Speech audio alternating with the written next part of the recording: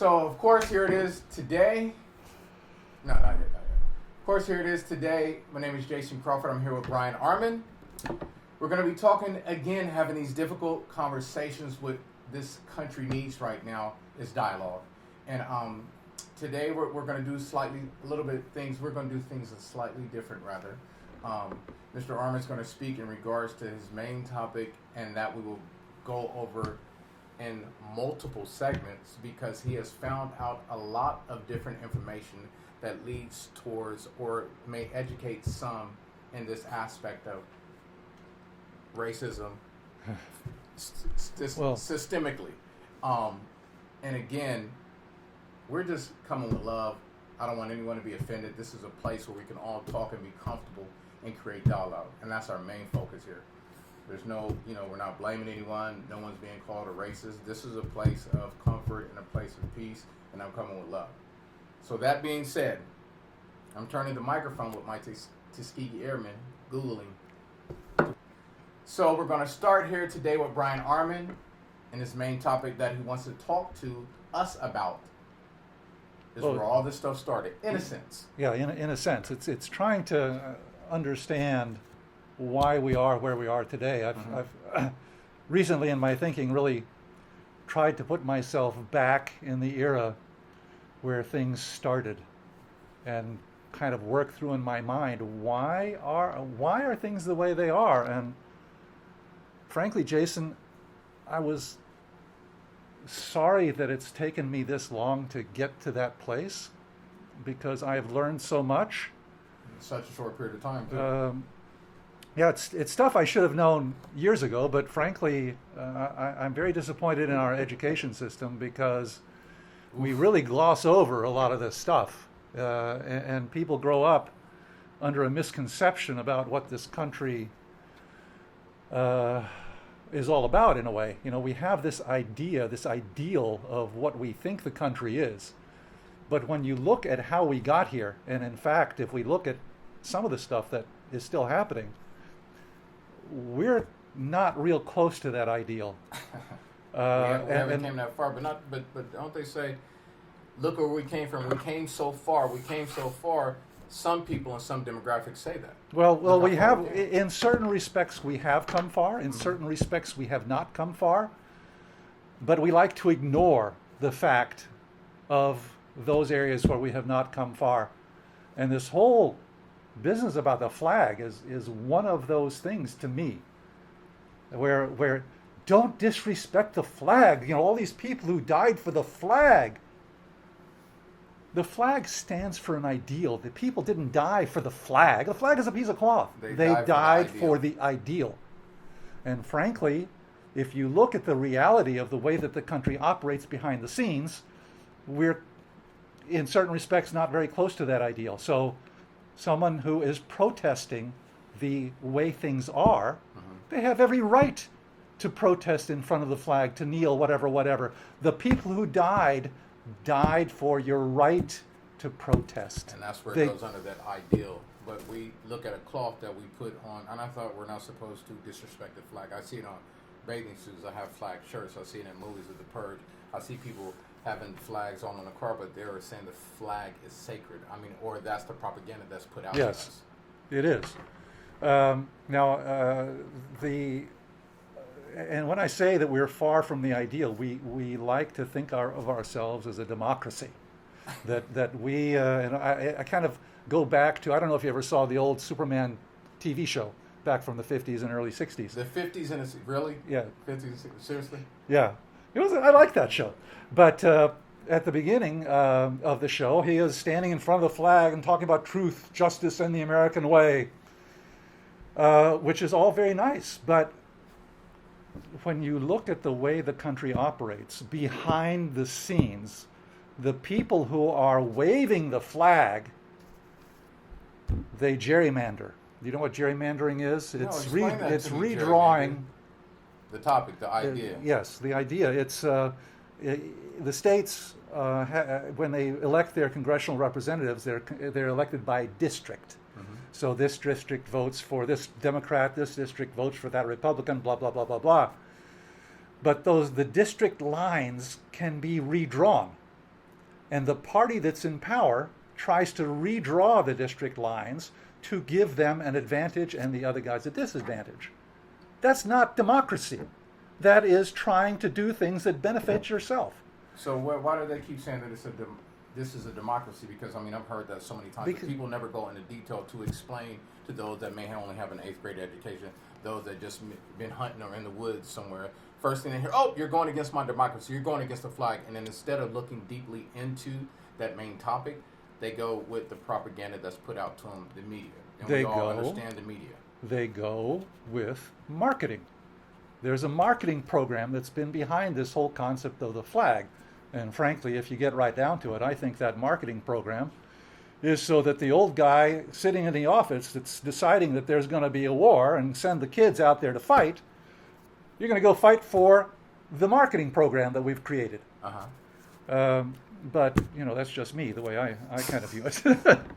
I mean, a lot of people sign up and they give you that whole tell a banana in a tailpipe, hey, fight for your country, fight for your country. But what I'm looking at it, you're fighting for a country that may not have given you opportunities at the same level as other people, and we're playing catch up. We're gonna get to that, because that's where I'm going with this whole thing.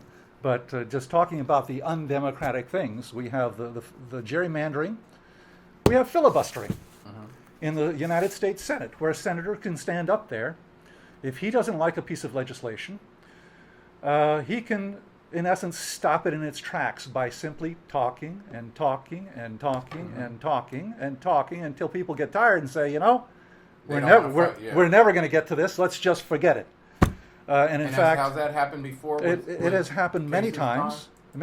And again, I kind of apologize for flitting in and out of topics here, but one of the topics in the long run I want to get to is the Electoral College, which, by the way, is one of those things that's not democratic. But frankly, I don't think we're going to get to it today because we have so much other stuff to cover. And we're going to cover. But anyway, this filibuster thing, in 1969, they actually had a big push to try and get rid of the Electoral College. There was an amendment that was proposed that was passed in Congress, in the House of Representatives, by a vast majority. And President Nixon at the time was behind this amendment. What amendment was it? Do you know offhand? Or? I don't know the number of the amendment that it would have been. But it was dealing with... But it was dealing with the Electoral College, to get rid of the Electoral College and go to a popular vote that actually counts, as opposed to a pretend popular vote that ends up in the Electoral College and then gets all mucked up. So is that what happened in this last... with Trump? With Trump. He Yes. did not win the popular vote. He did not win the popular vote. But neither did George W. Bush. He didn't win the popular vote either.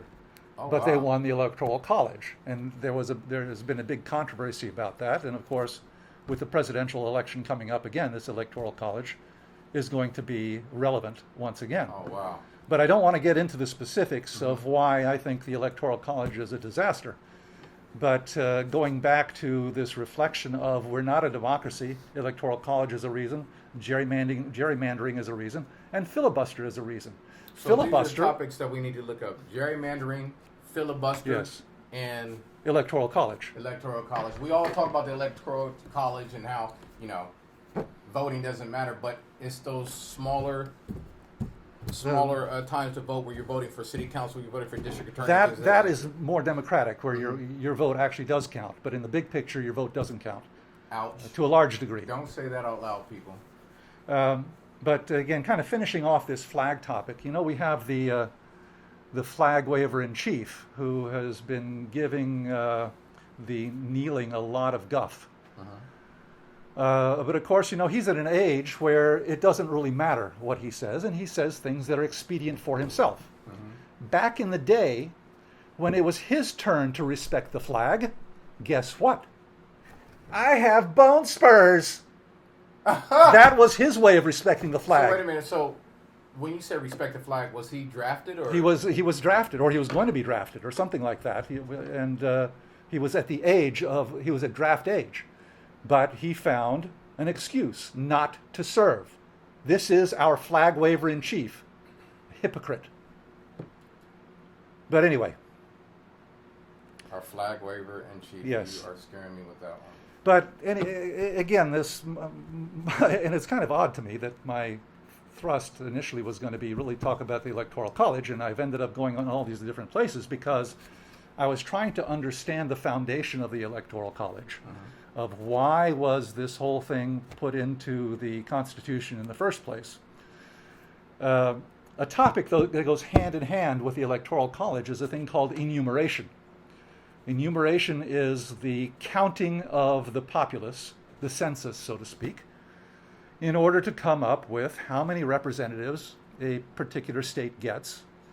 And then the Electoral College votes are based on that count, that enumeration. Well, it's caused me to find out that slavery, in essence, runs through the veins of the Constitution. Don't say that out loud, because it's all about the flag, and we shouldn't kneel, and we should stand up and do the national anthem and things of that nature. Yeah, well, we're past the flag issue now, and it was the debate about enumeration had very little to do with the rights of the people to express themselves. It had more to do with taxation. The people who were at the Constitutional Convention trying to come up with this new way to run the country were concerned that rich states or states that had a lot of property would be taxed by this federal government that they were creating. Oh, by the way, let me back up a second here. Before the Constitution, we had the Articles of what were called the Articles of Confederation and Perpetual Union, that Wait a were minute, that's right. Articles of Confederation and Perpetual Union. Now, perpetual, of course, means forever. That they in 1777, after the Revolutionary War, the representatives of the states got together and created a document that they thought would kind of let them be themselves, each state, but at the same time work together in certain respects. One of those being defense, another of them being commerce amongst the states, that there would be a central authority that would make them work together better. Well, this perpetual forever union lasted about 15 years, and they said, you know something, this isn't working very well, this loose confederation of ours. We have to come up with a different system. So they decided, let's just put this aside and we'll come up with a better system, which was the Constitution. And I have to say, the Constitution is quite a lot better than the Articles of Confederation. So the original ones, the original documentation that people fight for, and we talk about our forefathers, was the Articles of Confederation. Correct. The one that we ended up getting out of the Articles of Confederation was the Constitution. Correct. Now, to segue on that, so hold on. This is a lot. So we started with Articles of Confederation. When I hear Confederate, I think of... Yes. Okay. Well, they were doing the same thing. The Confederate States were withdrawing from the Union to recreate a federation amongst them. To recreate a confederation among themselves, which again was to give kept it local amongst the to Confederate give States. Primary power to the state with a loose connection as a quote nation. It wasn't really a nation. It's like the European Union. The European Union today is a confederation. But anyway, but where I'm going with this is that the so-called founders of the country weren't really interested in forming a country per se. They were interested in forming an agreement to allow them to work together, but still maintain primary independence. Now, and that was how this enumeration thing was built. That was how a lot of the ideas in the early years of the country were formulated. It was giving primary power to the states, minimal power to this organization that they were creating called the federal government. So let's hold on. So whew. Came out of the Confederates. People wanted to localize. They were separating themselves. They wanted to, hey, listen, we don't believe the same ideas that you have, so we're going to form our own. And then the Constitution was formed by a group of Were they politicians? Were they landowners? I'm not. Well, I think all politicians at that stage of the game were landowners. Mm-hmm. They were representatives of their states. Their state governments appointed them one way or another, and I didn't go into how these guys were picked. When I'm looking at that, and what I did, I took a lot of notes. This current time that we have now, we have the whole situation with the looting, the rioting, and you see how the very first thing that comes to people's mind, looting and rioting, but they're getting away from why are they looting and rioting. And this goes back to what you're talking about. So what I was asking, I mean, we're always told never forget 9/11, never forget the Holocaust. But when you bring up slavery, it was a long Everyone time wants ago. to forget it. But why is that? I just need to know from you, why is that? Because that's why I want to segue into what's going on now. The things that are going on now, why is it that the black voice is always hushed?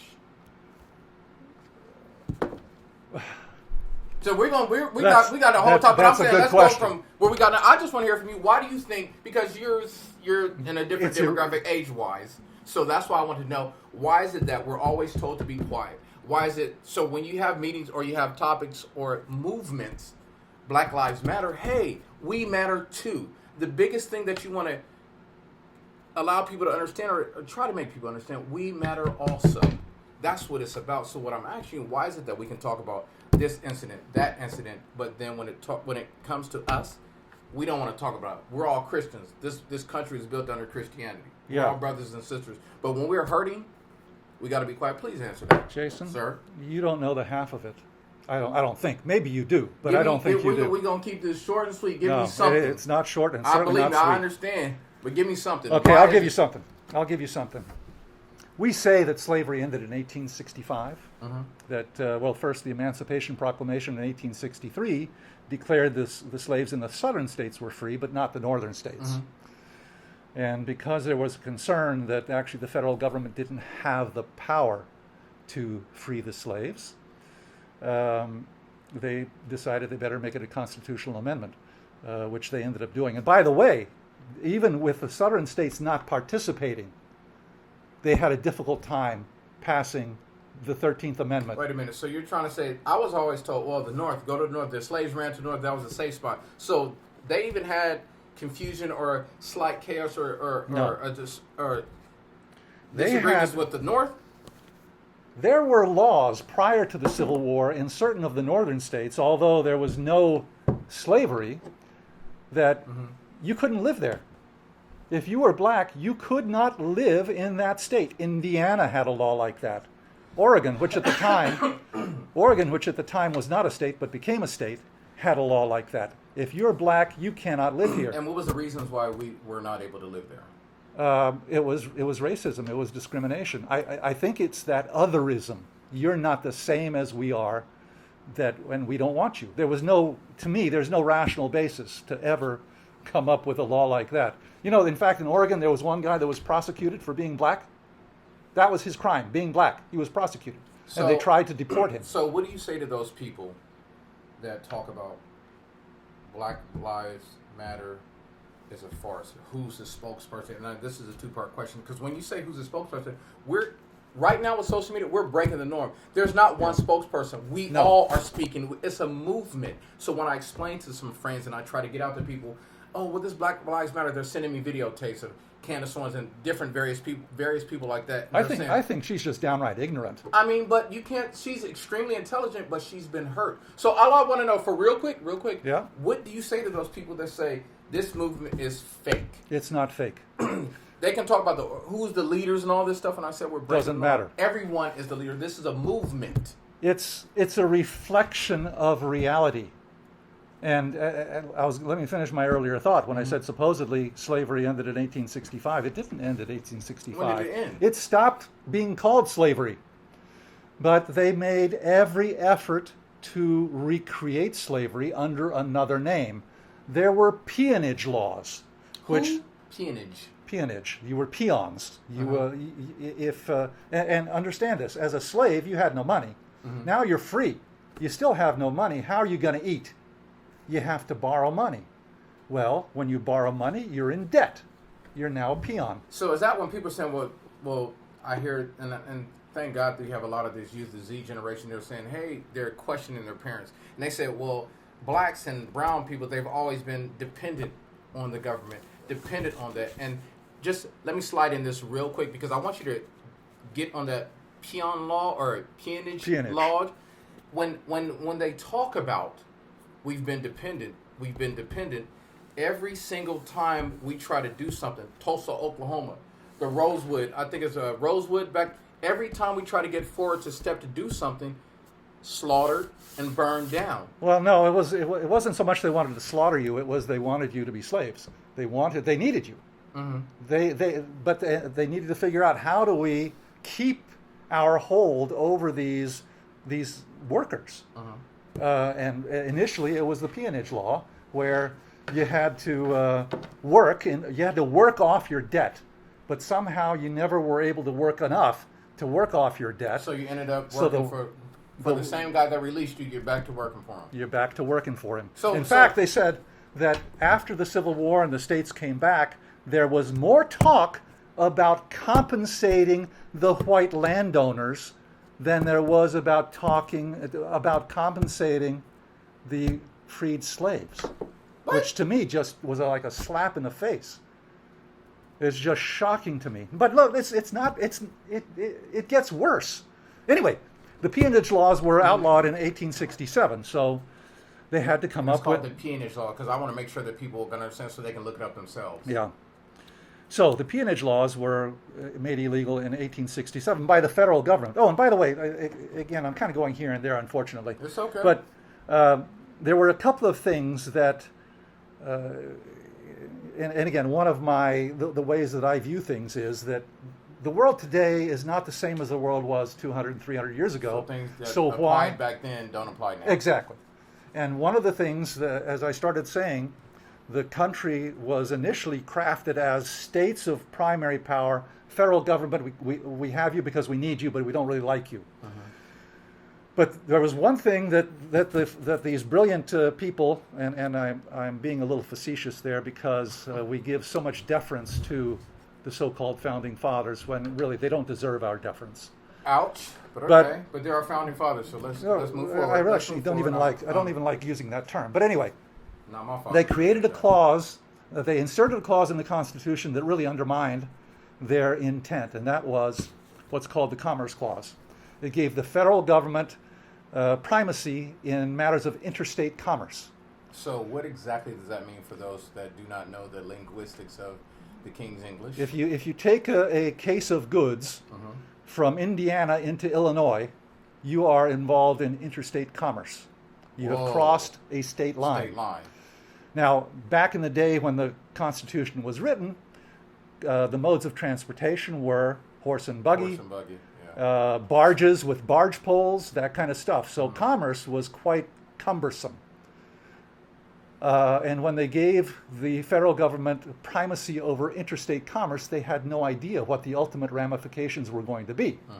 Because with jet planes and ships that have power, et cetera, commerce has become much more than what it was, and has given, according to the Supreme Court, it gave the federal government rights into a whole lot of things that people had no idea were connected to commerce. You had that, and then you had the 14th Amendment that started giving federal law primacy over state laws, which the 14th Amendment was one of the Reconstruction amendments after the Civil War. So they didn't do a filibuster with that one? No. Although they may have, but ultimately it passed. But let me tell you, jumping to the 13th Amendment and the way that it was passed, apparently, again, the southern states were not involved in the discussion about this, but even the northern states, apparently the congressman had to be bribed. Because Lincoln told his Secretary of State, do whatever it takes to get this amendment passed. It initially failed. The 14th Amendment. The 13th Amendment. 13th is freeing the slaves. It failed. It initially failed. But I mean, we were brought here for economics. You know, oh, yeah. Was it textile in the north? Cotton in the south. Correct. Gotcha. So But failed? Yes, the freeing of the slaves initially failed. Ultimately passed, apparently with some shenanigans behind the scenes. But The 13th, 14th, and 15th Amendments basically came out of the Civil War, and it restructured the way that the country worked. But I'm basically saying that the country that works today with the federal government taking primacy over the state governments was not the way the country was envisioned. So the policies that were put in place initially don't necessarily make sense today, one of those being the Electoral College. But anyway, I'm digressing over and over again. Laws, this systematic racism, it started from the beginning. Oh, yeah. So but this is the thing. And it exists. It still exists. And kind of to finish my thought. Wait, let me finish this thought. Slavery didn't end in 1865. It maybe ended in 1968. Maybe. But, and just let me explain to you more. After they got rid of the peonage laws, the southern states, who now, let me tell you, there was initially the 3/5 rule where the slaves counted as 3/5 of a person, giving the southern states more political power than their northern brethren. So after the peonage law... Wait, the 3/5 of a slave, upon blacks becoming citizens and no longer slaves, blacks became a full person. So the 3/5 that they added became a full person who added to the power of the southern states, but people who could not vote. So you were counted, but you couldn't vote. You couldn't vote. They could count your body. They counted your body to use you as power in legislature to create rules that kept you down. So listen. We got to do Brian's talk. So we got to do a whole series on, because we read, but Brian is a little bit more in depth, and it's crazy because we need to focus more on all these different topics. But they all lead to where we are today. And that's what I'm saying. It's like, but we have like, why are people saying Black Lives Matter, Black Lives? But it's like, they gave me an example. They said, if 3 houses are on fire, if 3 houses are sitting there, one's on fire, they pour the water on that one house. Yeah. You come out and say, what about my house? My house may need some water, but your house is not on fire. Black folks who didn't have the opportunities to move forward are the ones on fire. She gave another example of having a slumber party with kids at the house. You got 16, 18 kids, 8 kids rather, at the house. We had slumber parties when Tiffany was here. One kid cuts his finger. You give that kid a Band-Aid because they're bleeding. Black folks are bleeding. Do you give everyone a Band-Aid? I need a Band-Aid too. Why? You're not bleeding. So I just want I need to know from you, how do you address, because I always try to come to people with love. They talk about the Candace Owens and all. I'm trying to come with love. How do you combat people saying it's not that big of a deal, slavery ended? You already stated that there's laws in place that affect us to this day. Well, I know it's a lot, but I just hey. No, Jason, there's more. But wait, there's more. Oh my God. After the peonage laws, they came up with qualifications to vote, one of them being literacy tests and poll taxes. Now, who didn't have money back then? Blacks. But you had to pay to vote at the point that you got the right to vote. So how did you get the money? Ouch. You were working for the man. But well, you're gonna love this one. Do you know the term grandfathered? Grandfather clause, yes. The grandfather clause, and previously. But if you didn't have it previously, how are you going to be grandfather clause then? Well, the grandfather clause basically means some new laws coming along, but it's not applying to you because of what you did in the past. The okay? other laws apply to you. Now, the new one doesn't. Now, gotcha. You know where the origin of that phrase is? You know what I just learned? What? It was after the Civil War, on a literacy test. You had to pass the literacy test. Let's say that we're 1870 now, or 1875, that in order to vote, you have to pass a literacy test. Unless your grandfather had been entitled to vote. If your grandfather had been entitled to vote... Breaks. Wait a minute. If you had to pass a literacy test. If your grandfather was entitled to vote, keep going because you're scaring me right now. If your grandfather was entitled to vote, you don't have to pass the literacy test. To vote? Yeah.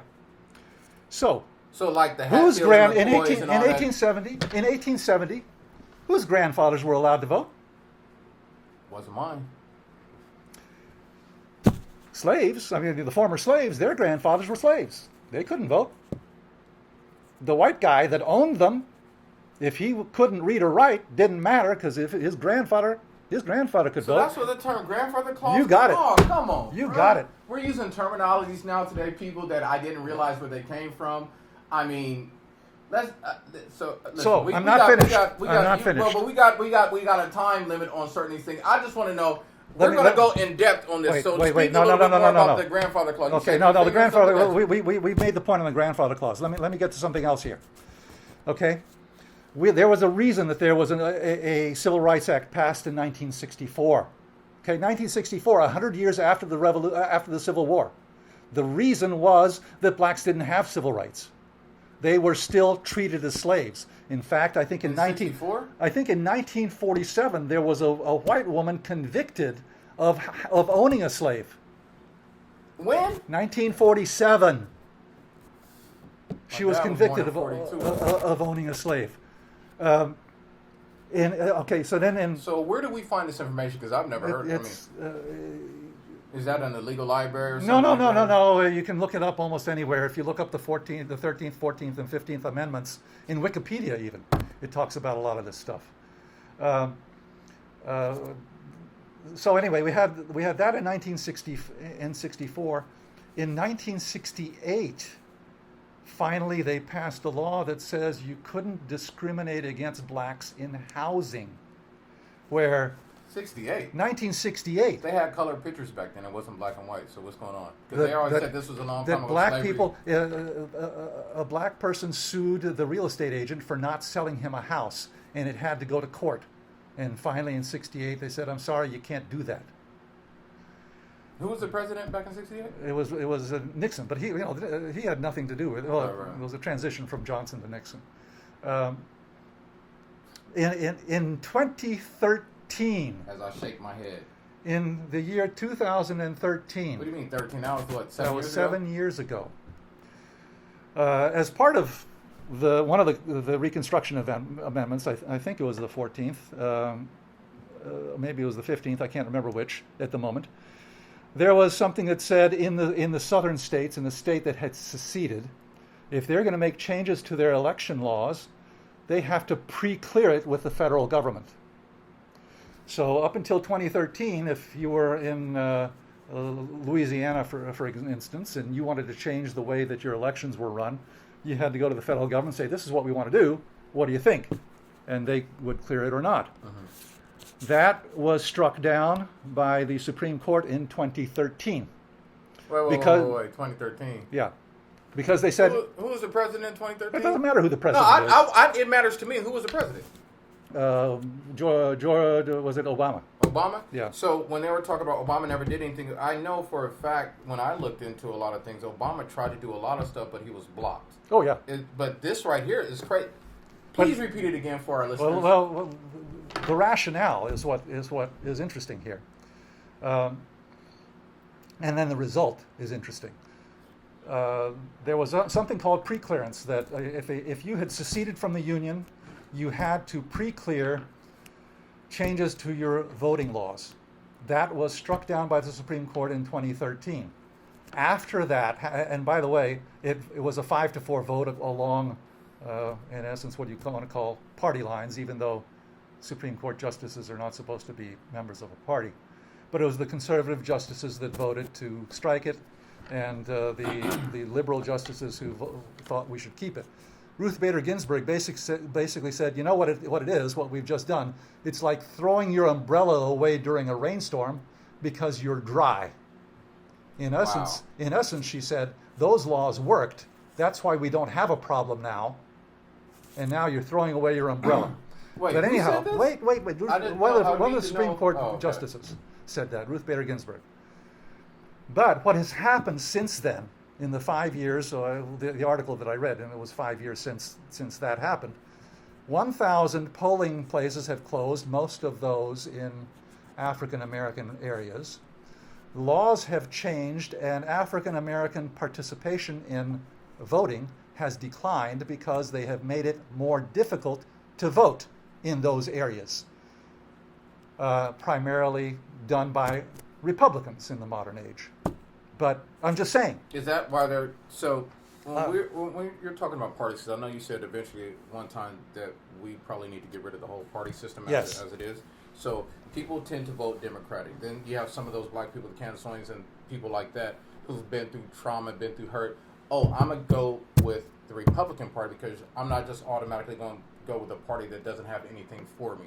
So all these intricacies from a legal standpoint to different laws, is there anything from your anything that you've seen legally that can assist blacks, that can assist us to give us a little bit of assistance? And I'm going to talk about that eventually, about this whole affirmative action aspect, but a little bit of assistance just to catch up.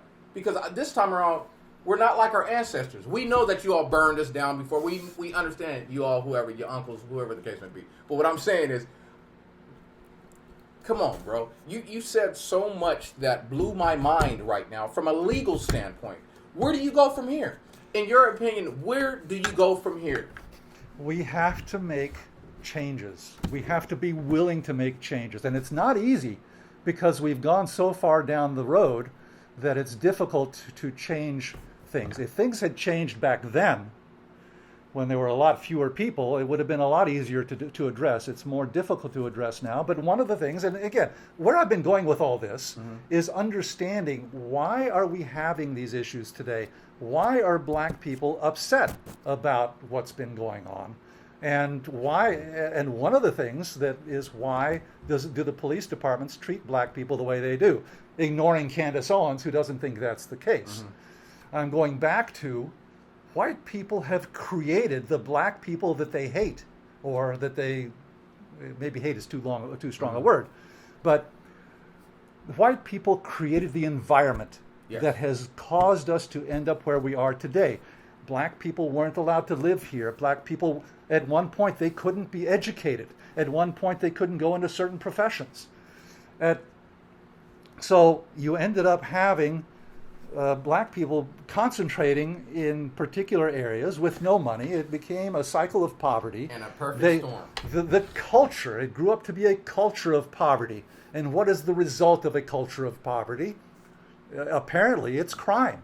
That black people disproportionately commit crimes because of their history. If you take a black child, an Asian child, and a white child, and you raise them in the same family, they kind of have more or less the same ideas, ideals, morals, mores, etc., etc. There's a likeness among them. If you embrace people who are different from you, and you're the majority, they have a tendency to become like you. But that's not what we did with the black people. The black people were shunted. We don't want you. We don't want you to succeed. We don't want you to compete with us. We want you to do menial labor. You can be a maid. You can work in the field. But by golly, you can't be a doctor. Come on, that's my job. We need to change that attitude.